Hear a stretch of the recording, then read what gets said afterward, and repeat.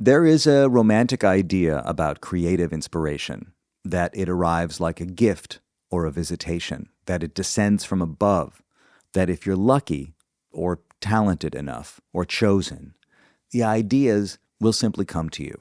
And when you're young, it can feel like that. Youth, it is said, is wasted on the young. But one thing the young are rarely short on is ideas. When you're starting out, inspiration seems endless. The well gives water, the wind keeps blowing, the fire keeps burning, the butter keeps churning.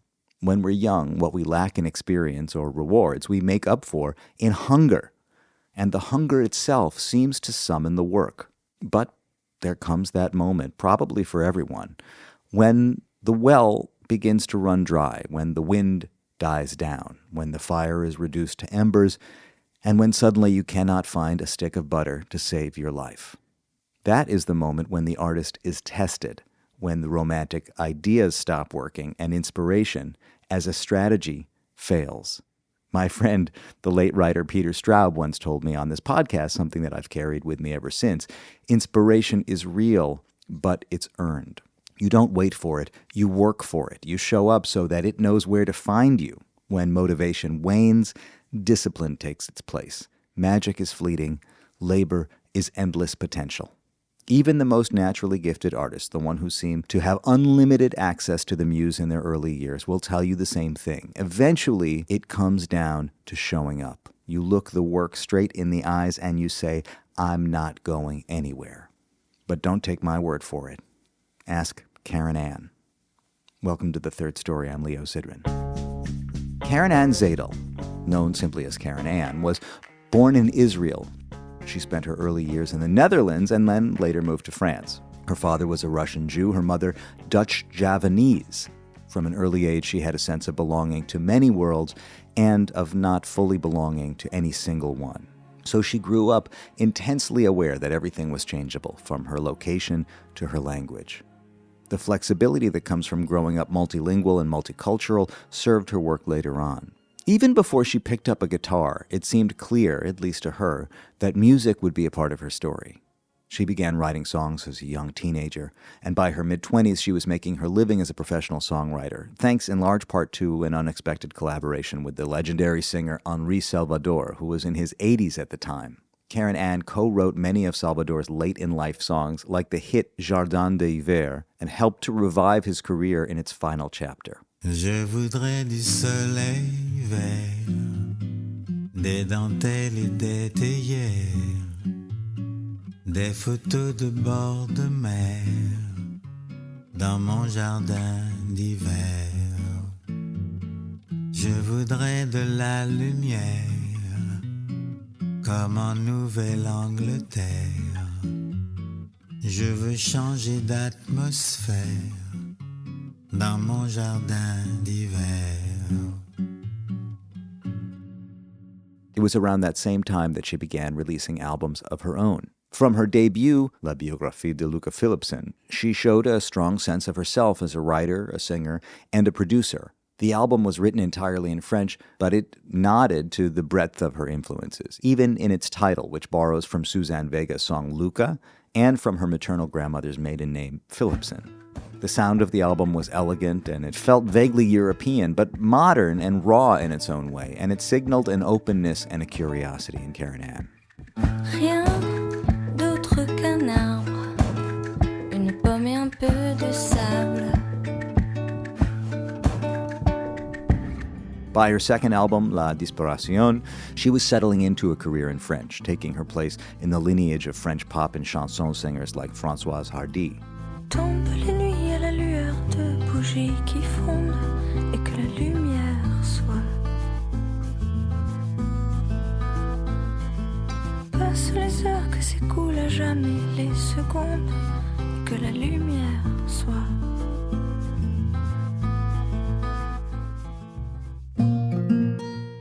And then with her third album, Not Going Anywhere, Keren Ann pivoted into a stretch of nearly 15 years of making records entirely in English, with the occasional French song woven in.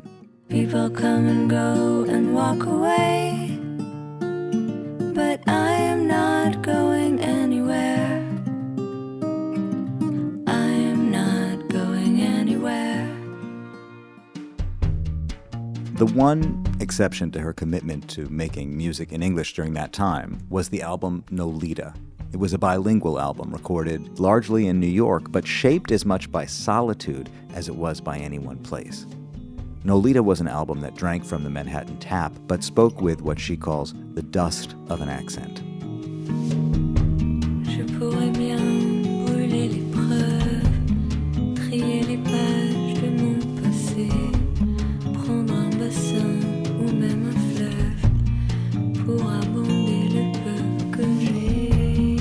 Alongside her solo career, Keren Ann's reputation as a collaborator grew. Her songs have been performed by the likes of Iggy Pop and Jane Birkin, and she's worked with collaborators ranging from David Byrne and Questlove to the Icelandic musician Barði Jóhannsson, who she formed a duo with called Lady and Bird. But she's not as afraid to die. The people all call her Alaska. Between worlds, so the people ask her, 'cause it's all in her mind. Late last year, 25 years after her first album, she released Paris Amour, a record that was written from her apartment in Montmartre, overlooking the city of Paris. Much in the way that she did with Nolita years before, she made Paris Amour from the vantage point of a city, but not necessarily about that city. Because while she acknowledges the importance of place in her writing, her process leans towards solitude. Appropriately, then, the album opens with a song called Sublime Solitude. Je sais que mes yeux ne cachent plus la blessure des longtemps enterrés au fond de mes bagages, et que sur le terrain nul ne paraîtrait sûr, ni la vue imprenable, ni le parfum sauvage de la haute altitude, et son allié absurde, la sublime solitude. Even in her self-imposed quiet, she's rarely alone. Literature, memory, and her own inner monologue keep her company. The best teachers, she says, are the ones that she finds in books, and the best way to understand the present is often to read the past. So we met on a rainy November morning in a hotel lobby in Châtelet to talk about her past and her present. For Keren Ann, creativity has become less about inspiration and more about showing up, about labor, and responsibility. And that focus on the process rather than the outcome led to one of the central revelations of our conversation. Art, she believes, is defined by process. AI, on the other hand, is defined by results. We are not artists because of results, she tells me. We are artists because of the process. What emerges here is a portrait of an artist, engaged with her process, still listening, still committed to the work, and as ever, not going anywhere. Keren Ann's musical journey began in earnest when she got her first guitar at the age of 9. She was lucky to have the encouragement of her family, who recognized her interest in music and her desire to know more. If you have a young budding musician in your life, Musication is a wonderful resource to help you find the right teacher. Musication offers in-home music lessons in Brooklyn and Manhattan for kids ages 3 and up. Their teachers are highly experienced professional musicians, and every lesson is tailored to each child's interests and needs, with flexible scheduling that fits into real life. Life is busy, your kids are busy, Musication teachers come to you. As a special offer for Third Story listeners, visit musication.nyc, mention the podcast, The Third Story, and you'll receive 2 free trial lessons. Visit third-story.com for the full archive. It's hundreds of deep-diving conversations like this one, including previous episodes recorded in various cafes, hotel rooms, and apartments in Paris, like the ones with singers Madeleine Peyroux and Alani, writers Howard Becker and Jake Lamar, saxophone player Rick Margitza, and filmmaker Mary Sweeney.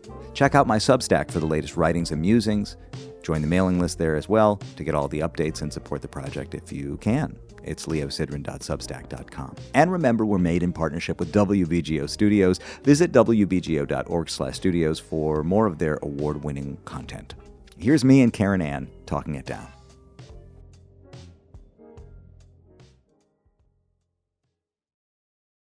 You know what? This is a great place to start, Keren Ann, as we make coffee and water in this divey hotel lobby in Châtelet. I need to share with you something that as I was looking through my email yesterday for confirmation of what time we were meeting, whatever, I found an email that I sent through your website in 2014 when I started this podcast. Oh, wow. And I had a short list of people that I hoped that I would get to talk to for this project.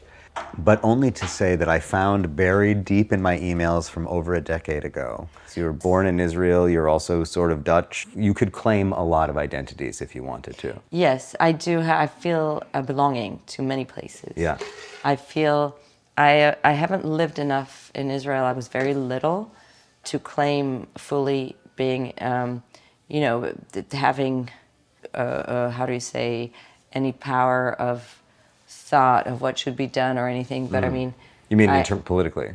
Even socially or culturally, I love going there. I love playing there. But I'm just saying, I have lived enough there to feel a belonging. To feel that I. You spent your first 6 years there, 7 years? Yeah, 6 years. Yeah. And 7 if we count, because we did back and forth for a while.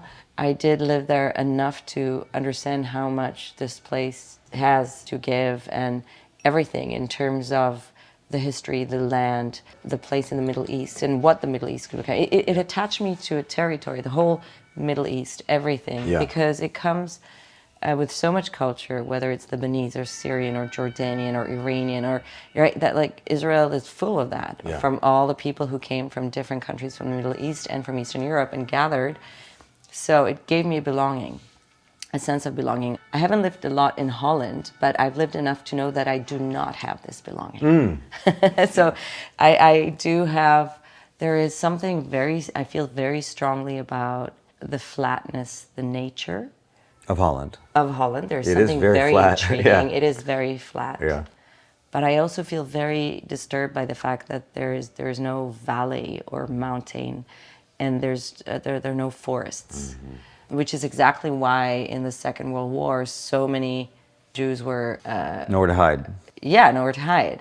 It's one of the reasons. There are a lot of other reasons. It's also because they kept track of ethnicities, which other countries didn't do in Europe. It was allowed there. So it was just enough for me to understand that my belonging to Holland, the family that went through war in Holland, in my case, was my mom's family. They were not Jewish. Yeah.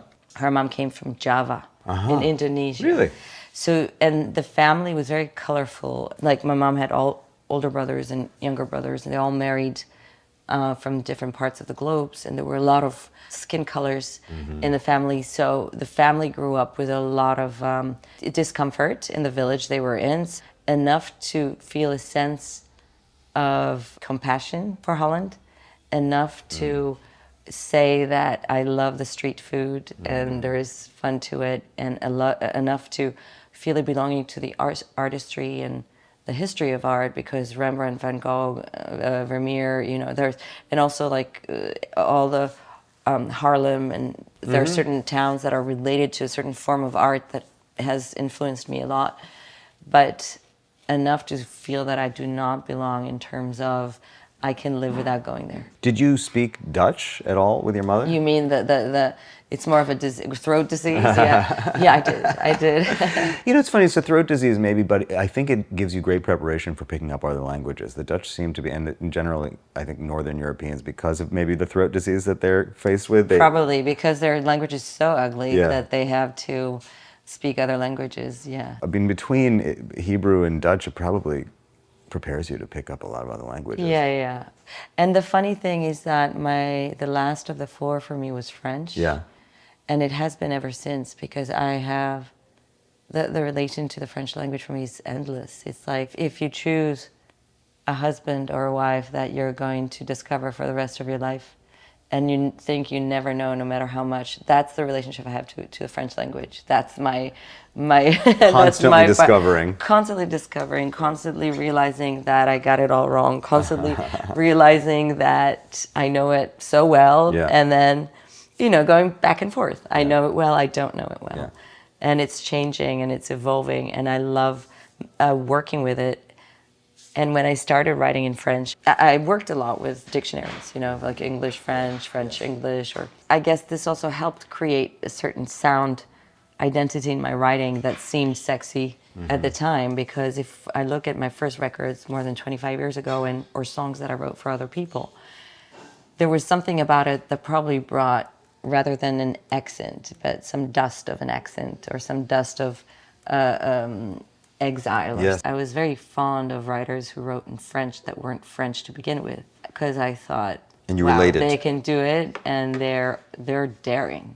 I loved the Eastern European poets who came to France and dared to write in French. They helped me a lot to break the fear and to remain humble and say, okay, I'm not trying to level up with great poets that I'm reading, but I am trying to find my own sound. Was your father not French? He's Israeli? Israeli. His parents, he had Ukraine and Polish and Russian and Hebrew, and my mom had Indonesian and French through her dad. So my mom was a Francophile completely, and they met in Paris. So what was the language at home?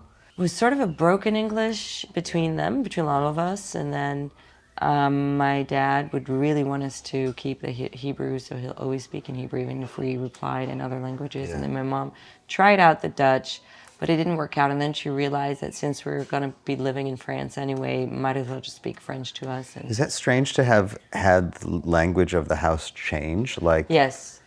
I would think that would be the one thing that for most families that move through the world would be the sort of the common thread that runs through it. If we're in Israel or if we're in Holland or if we're in France, my mother speaks to me in the same language, but in your case, you changed languages. Yes, both changed, my dad and my mom.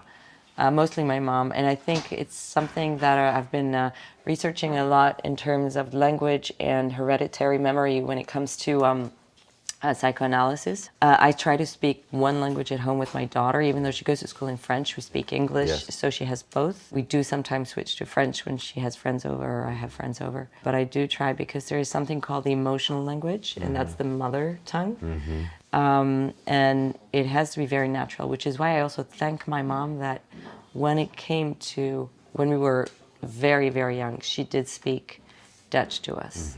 So I think that the first years are very important. It doesn't matter if later on during teenage, when there are hormonal changes and everything, this changes because you lose marks anyway, and you learn constantly to find your marks. But I think that until you're 6, it's important to have at least one very strong mark, and that's the mother tongue.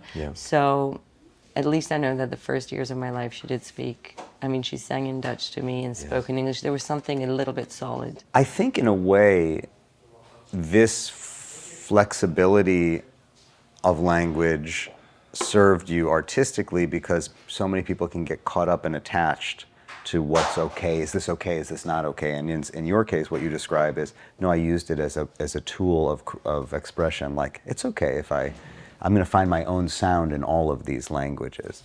Right. You know, that you wrote in French, you wrote in English. You needed guts, and also you needed to accept that for a very long time, I didn't feel legitimate to be in certain circles, or when people like my François Tardy or contacted me to congratulate on some work, and then Henri Salvador and stuff.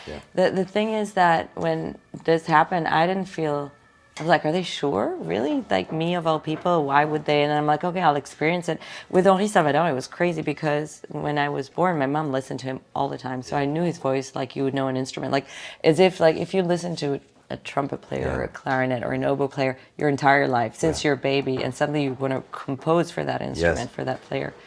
That's what happened with Henri Salvador, because his voice was so familiar. And I felt like, wow, I get to make this instrument malleable into my vision, and it sounds very pretentious like this, but it was actually very intuitive, and I was excited like somebody was taking me to Disneyland. It's like writing fan fiction. It's like if somebody asked you to write your own fan fiction Harry Potter or something, and it's like, I know this story, I know these characters, I know this voice, I know how to write for this voice. Yeah, exactly. I know this voice. I know why it touched me. I know which songs of this voice made me feel that came to take me, because he had such a big repertoire already, but there were a certain amount of songs that I knew why I loved them more than others. And I'm like, that's where I want to go. Jazz, Méditerranée, tous les flonflons, les airs démodés, une orange pressée. Jazz, Méditerranée, il fait trop froid pour aller nager, pour te faire danser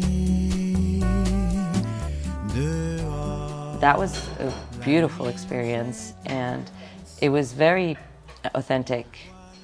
And beyond the fact that I got to write for him, I also got, I was 23, he was 83. It's like getting a new grandpa kind of thing, somebody gets into your life and there's something, you can either remain very professional, but there's something very familiar that suddenly you spend time together and our families, I met his family. I was just living here on my own and he had a lot of tough family history with a lot of his own luggage, but we managed through songs and music to really get his career going again at 83, and he had like another 6 years.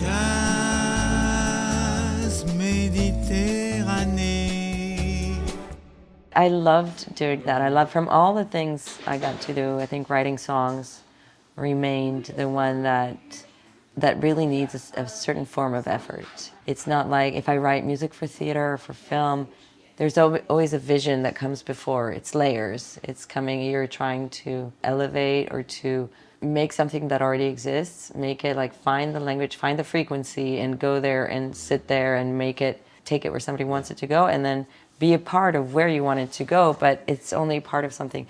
But when you write songs, there's like air, and it's not like a poem where it has to be in your head, because a poem changes if somebody reads it out loud, so if you read a poem in your head, it has a form, it has a shape, it has a frequency. A song is a sound already, like there is the harmony, there's the notes, the rhyme, like there's so many details that I think it's very satisfying. That's the one thing that I'm glad is that in my profession, because I feel that until a few years ago, I had so much motivation to work on things and to do things and to read and to visit and to travel and to be a mom and everything. And then I think at some point it shifts. It becomes discipline. Mm-hmm. I don't know if you've lived through it. For me, it was a very big change. The fact that motivation no longer works. It's just discipline, and then the desire comes with discipline. I think that's a big change. Yeah, that is so interesting. I mean, what I do feel is that talent, I think, is actually a byproduct of desire. Like, I think some people are born with some natural ability or some affinity, that talent is real, but without desire, exactly, it really doesn't matter. And you can have a lot of desire and not a lot of natural ability, and you'll get there. That's, I think, the artists that actually manage to do what they love their entire life is also because of desire. Absolutely. But you're saying when you lose desire, then you need when discipline. you lose motivation. Yes. Writing songs, I never lost the desire to write songs. Yeah. I know today that in order to be inside this desire and to constantly feed it, it needs discipline. Mm-hmm. It's also organization, because I think that you can't pollute your ears with things that do not satisfy you. Interesting. I can't, if I listen to something and there is no satisfaction and I feel that it's inauthentic or anything, I feel that I don't have space, like mind space for it. So I need to reset with something that I love. So did you recognize in yourself early on? Did people around you recognize in you? Did your parents recognize that you had a thing, that you were talented? It was sort of obvious that I'll do something that has to do with music. From what age? Very young. Yeah. Even before I could pick up a guitar. Because you sang? Because I was very much into listening to records and dissociating piano from drums and bass and trying to understand who played this, and that's the bass player who played there. Really? Something is more like in terms of production. At the time, when a record we loved was released, we would listen to it on and read the credits and get into the life and the head and the... With your parents? No, as teenagers. With your friends? No, on my own. On your own. We here at Keren Ann. Yeah, I remember Tapestry. Yeah.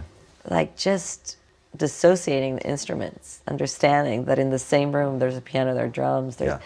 It was magical for me. It was insane. I loved writing songs. Yeah. I picked up a guitar pretty early, so I was 9 when I picked up a guitar. And that's where I literally started trying out bits and pieces and writing And that's songs. more or less when you came to Paris? Yes. I picked it up in Holland and we got here. Yeah. So it goes along with me being here. Yeah. Do you have siblings? Yes, I have a brother and a sister. They're older. Much older? My sister is 8 years older and my brother is 7 years older. Musical? I wouldn't say musical, but very fond of music, but not musical. None of them played an instrument or sang or anything. My dad was very artistic, but not musical. More worked with his hands. My mom was very artistic soul, but not music.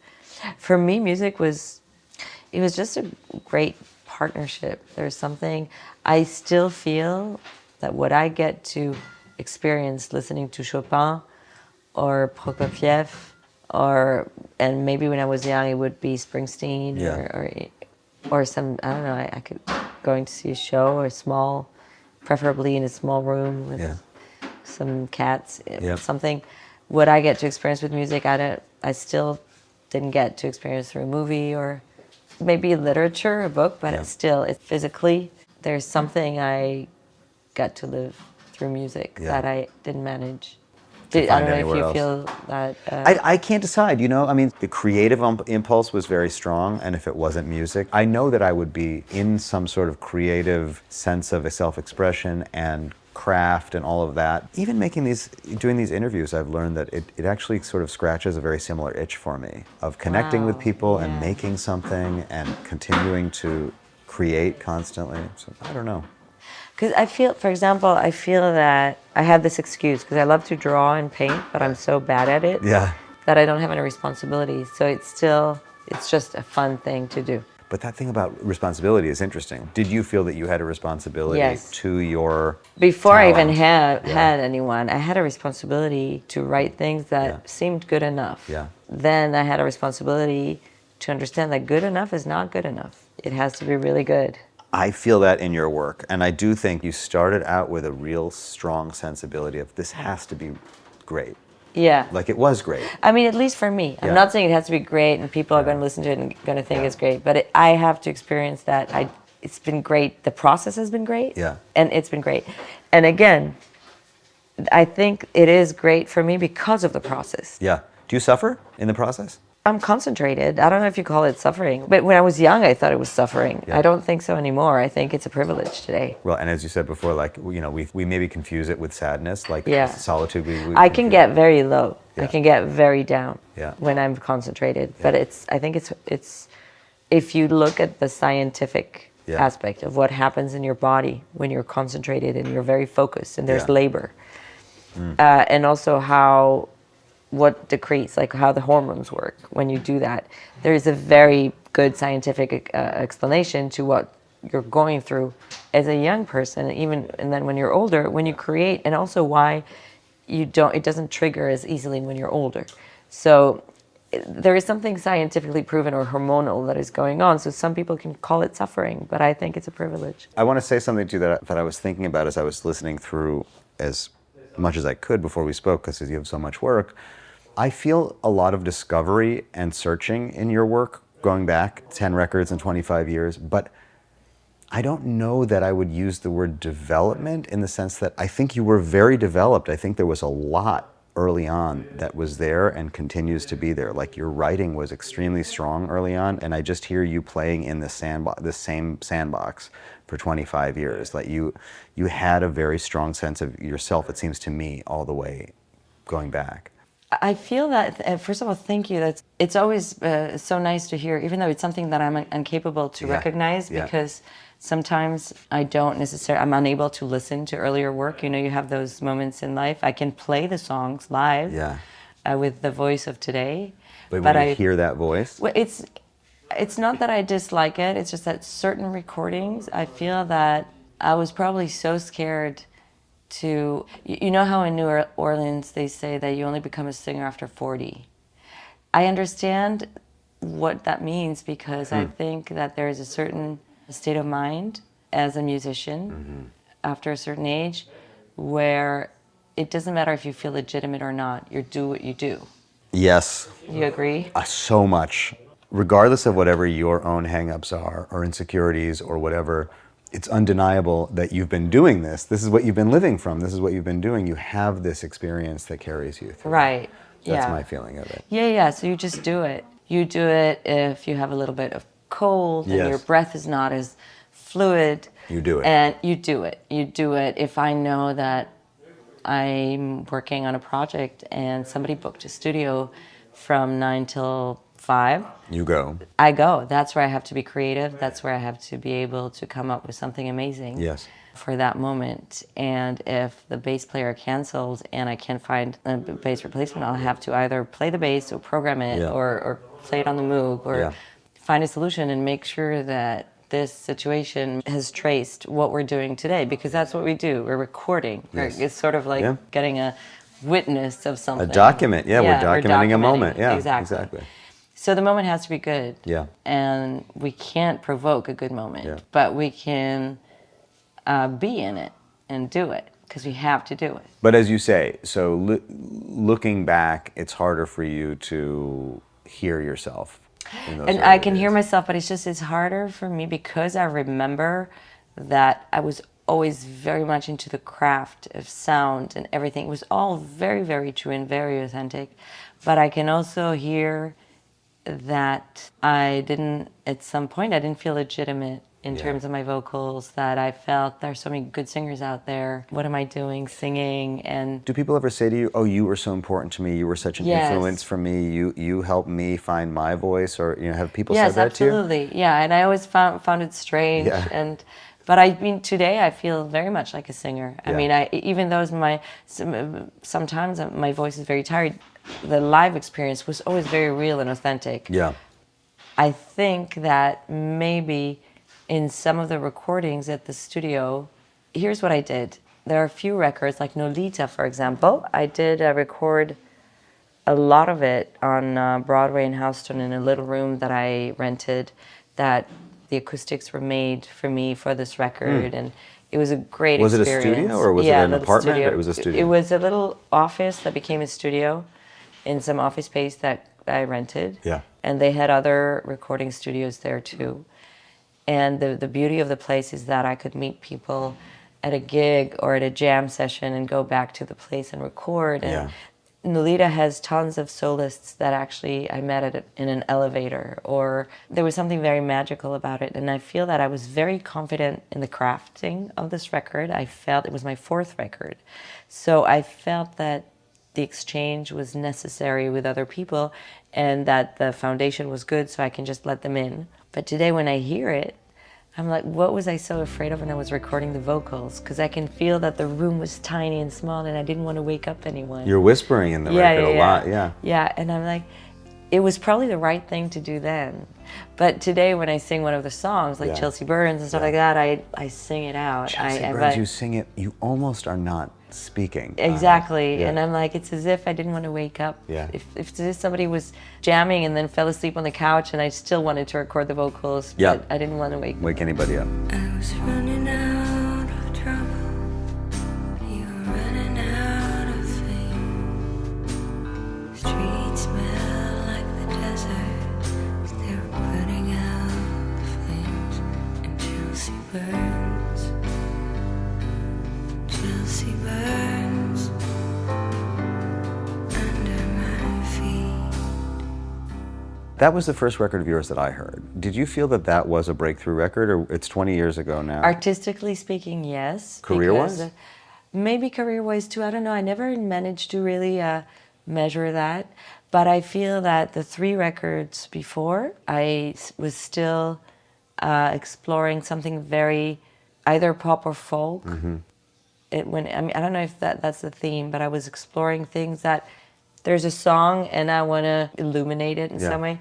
And then in Nolita, there was so much experimenting for me. I experimented a lot in the studio, and I tried out stuff, and I just started programming. And you have this very folk sounding things, and then all of a sudden there's like a Moog that shows up, or like you weren't afraid to mix things in non-traditional ways. To rent some instruments or to buy some instrument toys, and bring them to the studio and try out. It was a very lonely one too. There are a lot of guests, but there was something very lonely about Nolita. I spent hours on my own. I was in New York. It was 2003, I think, when I recorded it. It came out in 2004. And a lot of things happened. I think the record before I got the open page of Arts and Leisure of the New York Times. So there was like a vibe going on. But I was so much into this record, and I was like, okay, focus, because if you're just now with this happening, it was the beginning of when, you know, I was touring no longer solo, like I'll take a musician with me or a little band and everything, and I was like trying to separate what was going on the road and what was going in the studio so I can really focus. It wasn't the same sound at all. Yeah. I was on the road playing songs from Not Going Anywhere, from other records, and then suddenly I was in the studio going to a different soundscape. Yeah. So it was very confusing, and there was something very lonely about it because I had to stay focused, but I was also young and I wanted to enjoy the rock and roll moment, and New York can give you that. But there is a price with it. There is like something that at the end of the day, I could like, between shows and between gigs, I'd stay sometimes for 3 days just on my own in the studio, and I'll go home to shower and... It's funny though, because 20 years later you make this record that is not about Paris, but is influenced by Paris and also influenced by solitude. I mean, you know, you talk about how lonely Nolita was. Now you open this record talking about the sort of the beauty of solitude and how much you love to live in solitude. This is such a great point. I didn't think of this like that. It's true that Nolita was probably the first time I'm not saying there wasn't a solitude as a writer for the other records, but there is something also when you're young, there's something very intuitive about the songs and they come out. But the solitude of you know, Virginia Woolf's, you know, just close the door and you have that room of yours to write in. It's a chosen one. I think when you're very, very young, you tend to mistake it for depression. Like people love the idea of especially in France, people like the idea of the young writer who is in some chambre de bonne, you know, some room and alcohol. Yeah. And like there's a misery about it. Yeah, right. But when you get older, you understand that just sitting, writing, whether it's writing a novel or writing music or on the piano or on the guitar, it's just hours of labor. And at some point, your muscles are numb or they hurt and your back hurts. And this pain can go in, is physiological, but it's also very cerebral, and it comes with the job and it brings fruit. And it's not depression, it's labor. It's long hours of work. I mean, I hear you coming back to that again and again, that what did you say before? When the momentum goes away, then the work comes. Exactly. That it's a job. It is. Right, and maybe the sort of the youthful exuberance and idealism of being a young artist gets you through for a while, and at a certain point, and also then you have a child, then you have a life, and you have responsibility, and you get comfortable, and you know, and you think, you know, do I really want to do this work? That's when the discipline shows up. Yeah, that's when the discipline shows up, and that's where I remember also a shift with 101 when I wrote All the Beautiful Girls, and I thought about the situation of being a New Yorker and being an artist, and what is it we need? Do we need recognition, or do we need space to write? Or do we need a healthy living so we can write longer? Or do we need drinks and pills so we can write deeper? What's the right thing? And then you realize that you need nothing. 10 commandments, 9 moons of Jupiter, 8 individual resurrections, 7 days of creation, 6 sections of repetition, 5 books of Moses, 4 mothers, 3 fathers, 2 tablets of stone, 1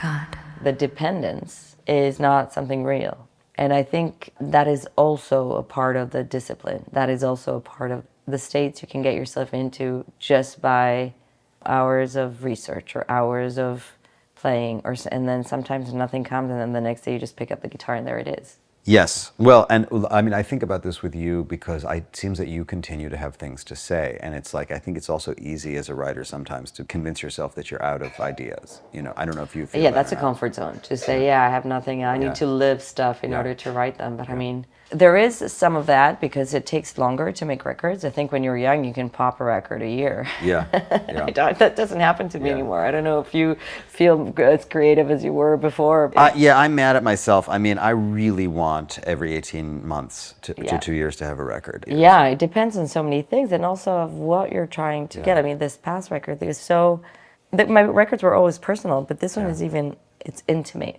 Yes. More than personal. There's an intimacy to the way I speak about certain subjects that are sometimes uncomfortable for artists to speak about. I speak about adultery, I speak about comme si la mer se divisait is really, there is the biblical connotation, parting of the sea, but it's also mère, and mère is mother in French. Des allées vides de corps, de mouvement, de support, de fortune, de hibou. Comme si la mer se divisait, une vie entière disparaissait, une vie entière dans tes yeux bridés, comme si la mer se divisait. I've been touching some subjects that I loved to speak about before, but I have never spoken about so intimately. And I think that for that, I needed more time. Yes. So I think that sometimes when you want to be more precise or more exact in the definition, or when you verbalize things in a way that is both poetic, but is also very, very true to the feeling you're trying to give a physical form to, then I believe that it takes more time. Even if some of the songs come very quickly. This record is, now that I think about it, primarily in French. There's a couple of songs. There's the song where you say, turn it up. Wake me up, avant que je vois la vie à l'envers. Il faut que je freine, il faut que j'accélère. Hit me up, avant que tombe la pluie de l'enfer. Je peux m'en passer, mais je peux pas m'en défaire. Yeah, it's just that. It's it's just all that, the rest right? Of, yeah, That's the all only the rest moment. in French. Yeah.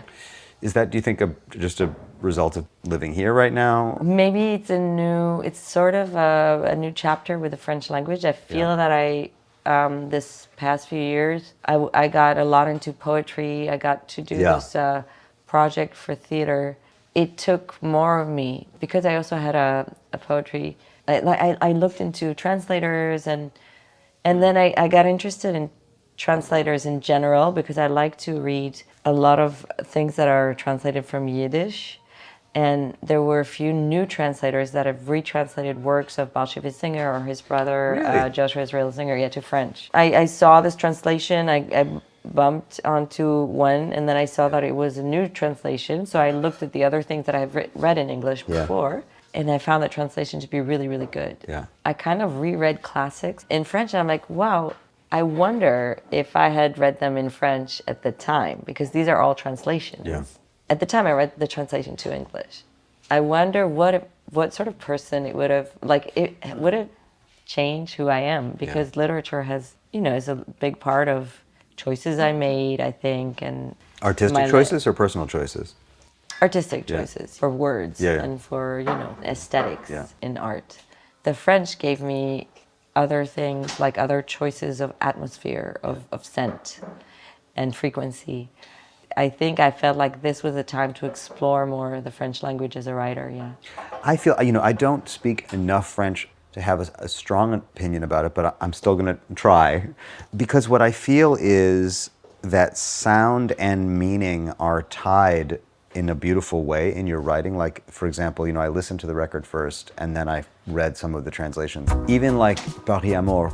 Yeah. There's so much sound in the, especially in the chorus, right? Where you're like, it has impact because of the repetition of these rhymes and of these sounds, and it's meaningful. Paris, t'es dur, Paris, je te jure, Paris, tu m'as périmé.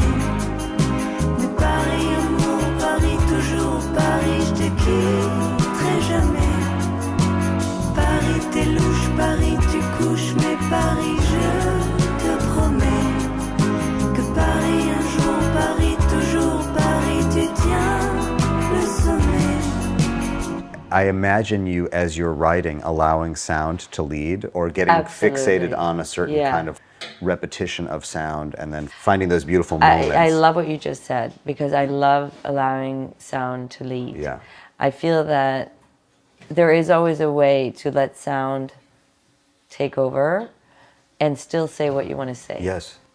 So Isn't that interesting? Yeah, it's weird, right? Because sometimes if you write it down, it wouldn't work. But with this note, on this harmony, Yeah.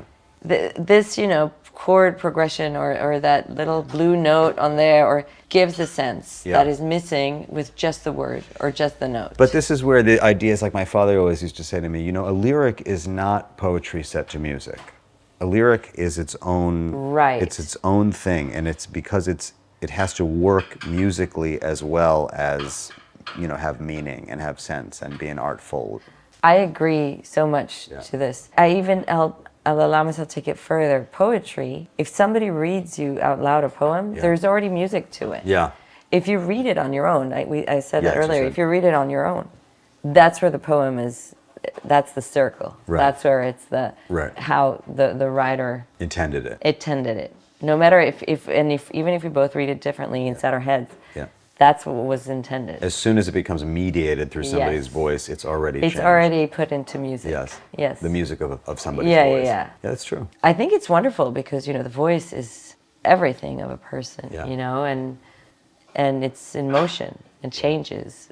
It carries so much of what the person has lived, and every bit of sun that it's been to, and rain, everything is every in the voice. sunset you've ever seen, every rainfall, of course. There's so much information in a voice. And this is also probably, if we go back to me criticizing my recordings, that's where I usually become indulgent and tell myself that I shouldn't be criticizing earlier recordings, because there is something very truthful about it's just the voice. There is no effort, like a sport or an athletic effort to bring the voice, the vocals out. I do it on stage, but in the recordings there was something that was just telling the story. But I think in the telling I did give a lot of information because my voice carried it at the time this way. So I still think it was true, and it is true. Even if it captures your insecurity, that insecurity was actually a part of who you were. Yes, absolutely. That was the document. Yeah. So the other piece of it, though, that comes forward, and to me, I thought a lot about Nolita and Paris Amor as these sort of, two poles, because they both communicate an importance of place in the work. Like Nolita was, just naming the record Nolita was to say, like, I've been in New York. This is this is a statement of New York, even if the whole record wasn't all about New York, or even if you're singing in French. There's a lot about Paris. There's a lot about Paris. Yeah.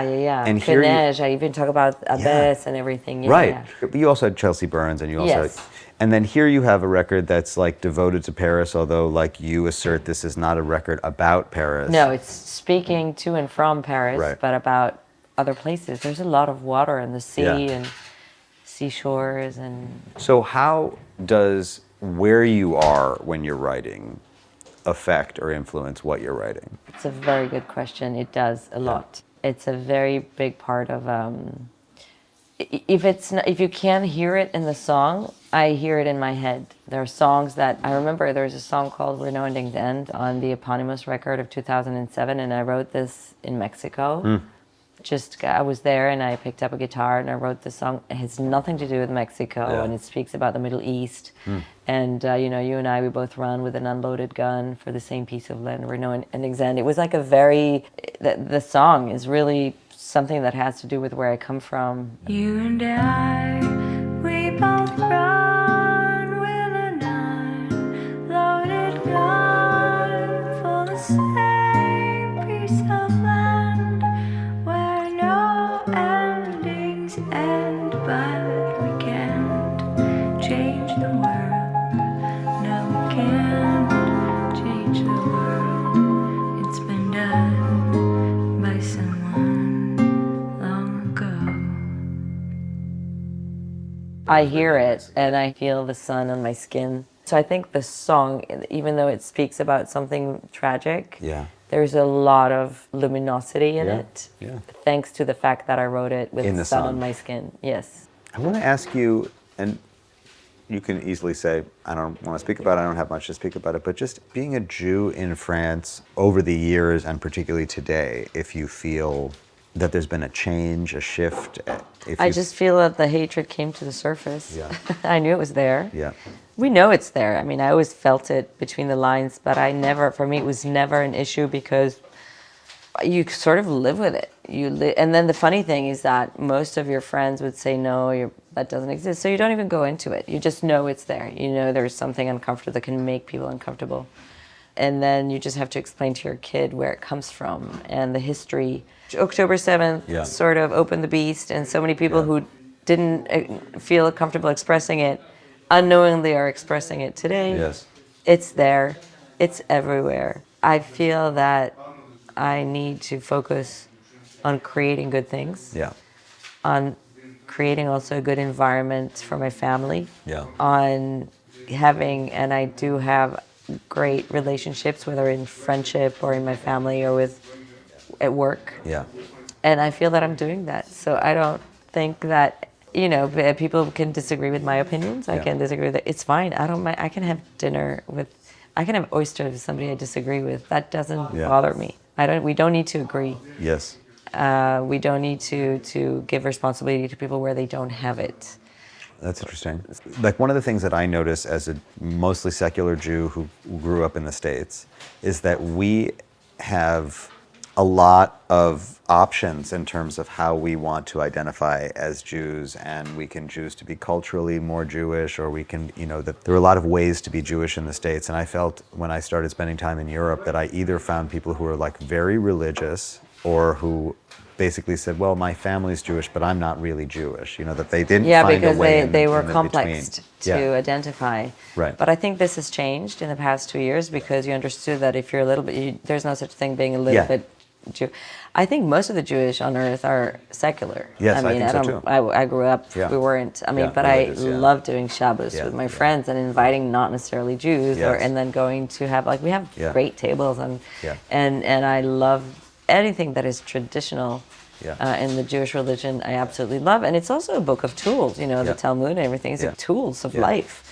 There is something very intuitive when it comes to survival and resilience, which is just in the DNA, I guess. I don't know. But I think it's a great tradition. Being a Jew never made me get attached to this community. I mean, my community would be the parents at school when we get together, or the people that I meet at the cafe in the morning, the community that I go hang with after a show, my friends. I was never like a Jewish community, but I do think today how important it is of a community, because there's been so much trash going over our heads in the past 2 years. It's crazy. And I have to deal with things that nobody in my surrounding has to deal with. I have to, how many festivals need you to express some things before you? I'm not even getting into that. Fuck you if you don't want me there. It's fine, I mean, those Jews that you say that don't necessarily feel Jews and stuff, I don't need anybody to feel Jew. I just feel that those who need that they have to overdo it because they're Jewish, I think it's horrible. I don't get that. Those who overdo it, who never speak about Sudan and Congo, but they need to overspeak about Palestine, I think it's ridiculous. Yes. I just don't. It's either you're a human being or you're not. Yes. So if you're going to defend populations and fight for rights, just fight for education first. Educate yourself first. Well, it seems like the word investigation has been circling around this whole conversation. That you've said a few times, I've been doing this investigation on this. I've been doing this research on this. It seems like that's a big part of your process in general, is just looking into things. I'm trying to educate myself as much as possible about topics. There's so much access to information that this in itself is already an effort to know where to get the information. That's why I say literature. For me, reading Stefan Zweig is documenting way more reality about Europe than any other history document that you can find or the newspaper online. Today. So when I say investigating or researching, for me it's probably reading a lot of books that were written between the First and Second World War and also post-World War II. Yeah. That for me would be educating myself as much as possible about what really happened through literature and through... I think if somebody asked me what 2 books to read to understand the pre-war situation and to understand how much it could be dangerous because we're not close, far, I would say Karnofsky Family by Israel Joshua Zinger. It's the brother of Bolshevik Zinger. Yeah. And Stefan Zweig's The World of Yesterday. Okay. Is that how it's translated? Yeah. Either The World Before Us or The World of Yesterday. Okay. I think there have been 2 translations, yeah. And for me, these 2 books, before anybody should give any opinion about anything or shutting down anything that is related, because anti-Semitism doesn't concern Jews. It's like, it's it's not only Jews. It concerns so much more than that. It's discernment beyond, and that's where you understand these things. What does your daughter see of you working, and what is her view of you? So for her, she's probably the only one in my life that has been through all process of writing. When she was a baby, I remember I was working on a film score, and she was in this scarf, while I was working, and she had those baby headphones too that did not make sure that she doesn't get any aggressive sound, and she was with me everywhere. But for her, it's such a part of the day. Sometimes she comes back from school, and if I'm still working on something, that she's capable of. There is this song on a record called Les Désirs Fatigués des Navires d'Argent. It's called the exhausted desire or the tired desire of silver ships. Or by silver, I meant the silver. I have my hair is like I let my hair grow. A little gray. Yeah, and I was like, it's about a woman who has a partner who wants to take her to Venice and all around the world. And she loves that he wants to take her, but she just wants to be home with her cat, and and so it's funny. So I work on the songs, and then one day she came home from school, and I had just finished the last verse, which is the closing verse. Yeah. And I finish it, and I play it, and then she looks at me and goes like, she's had it. So she's in it with you. She's like, yeah, she's had it. You're right. You got this. Like, she's had it. Like, she didn't say, are you tired of traveling? Or she understands the narration, that I'm telling something that I may have experience in or everything, but I'm telling a story, that I'm a storyteller. And she was referring to the person I'm speaking as a first person. Yes. Les désirs fatigués des navires d'argent, ton allure distinguée et ton cœur brûlant. Que veux-tu que j'en fasse, ou veux-tu que je t'embrasse, mon amour? Nos balades en forêt de Montmorency, comme ces fades et barbants de flâner ainsi. Ça me fout mal, ça me plombe, ça m'enfonce dans la tombe, mon amour. C'est sûrement romantique, la falaise volcanique, le cap vers l'Amérique, la banquise antarctique. Oui, je rêve de Venise, mais en toute franchise, préparer les valises, mon amour, ça m'épuise. But that's interesting that she understands that, something that I think probably a lot of people don't understand. I don't often understand with writers. I'm often questioning and then forcing myself to remember that it doesn't matter if the person telling the story lived this story or not, and if they're telling me something that is confessional, or if they're just telling a story, or some combination of those things. Yeah, who cares? As long as the emotion is lived. Yes. I mean, we've all had a broken heart. It doesn't matter how you explain it. Yes. I mean, I think that there are songs, like the song about infidelity called the Strange Experience of the Unequal, L'expérience étrange de l'inégal. I don't know if I would have been able to write it if I hadn't lived through it. But it doesn't matter if I lived it now, or when I was young, or when I've seen others live it and it reminded me, or when I understood the analysis of somebody who does that.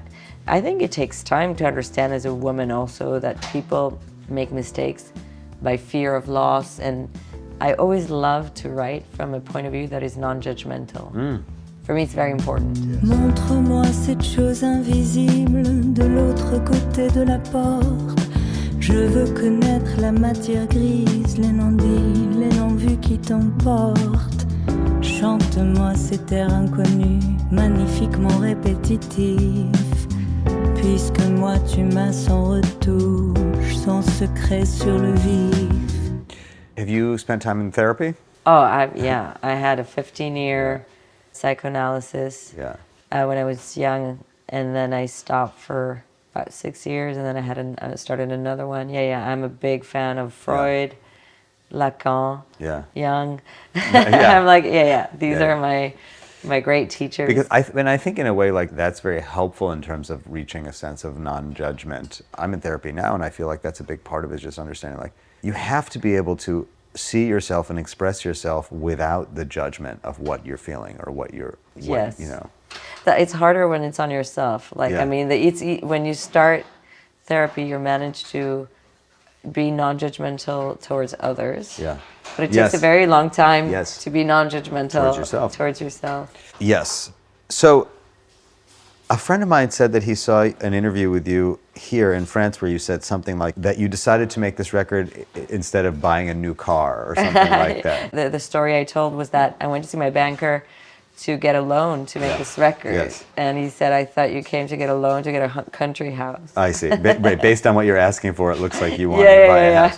But that does speak to the fact that now you're financing these records and you've started a label, and like we're talking about this period 2 decades ago where you were on Blue Note and you had relationships with labels, but now at a certain point you've decided, I'm just going to do this myself. It's also, I think, there is something very frustrating to know that today many companies, I mean, there are some great indie labels that do a great job, but I mean, I don't see, other than negotiating stuff with radios and stuff, I don't see what they can bring that I can't when it comes to my project. Not saying about other projects. There's nobody knows your project better than you. Absolutely. So And then I thought, okay, I could try a major label. I've done that before, but then I realized that in this economy, artists are just the expenses, like the untaxable. How do you call it in English?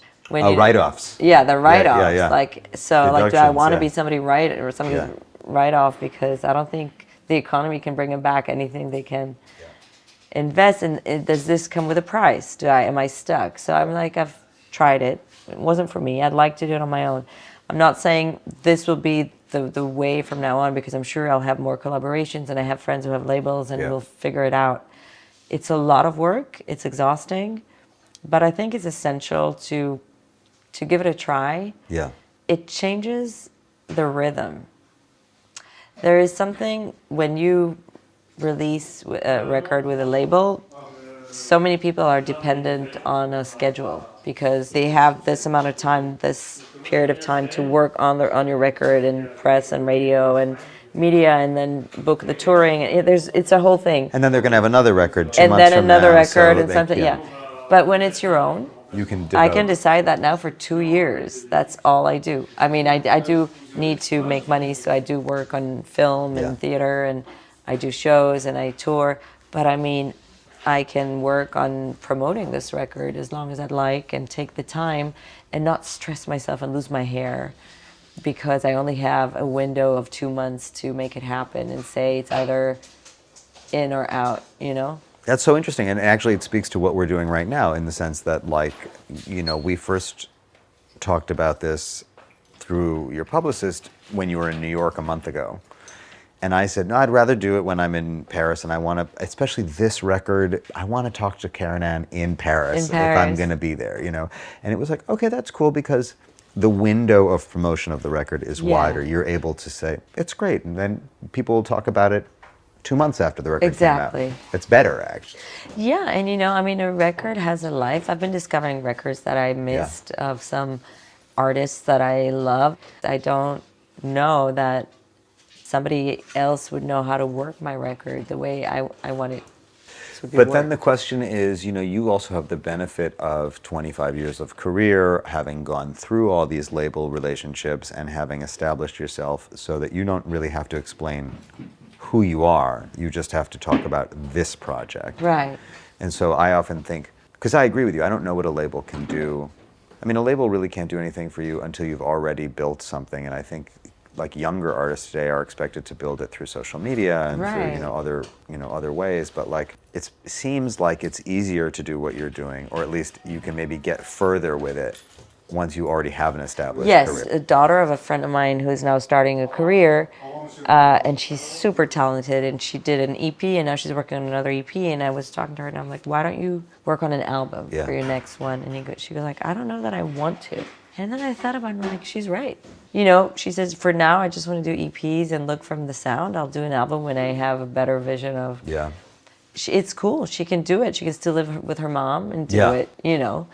But then I realized that's great. I didn't have a choice because I needed to...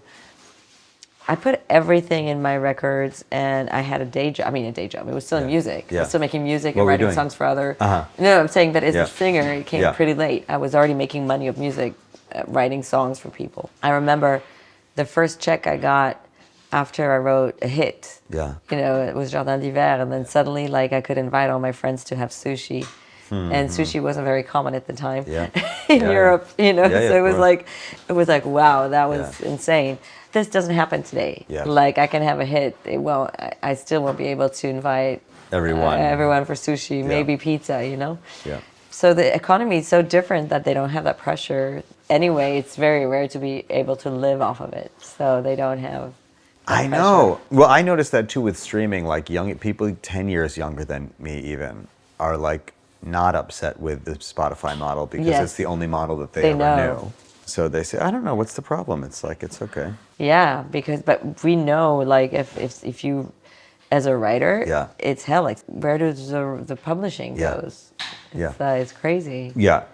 And how do you feel about the world for your daughter? Are you optimistic for the world for your daughter? I think I've lived in the best period that could have been, and unfortunately, I can't say that it's coming for her. I think that I have to make sure that she gets enough guidance when it comes to digital era and How old is she? she's 13 Yeah. and AI, and alas I have to include that and bring it into her upbringing. So alas and not alas, because I'd rather she'd be educated about it, and I think it's already too late to try and change anything, and it's a part of everything.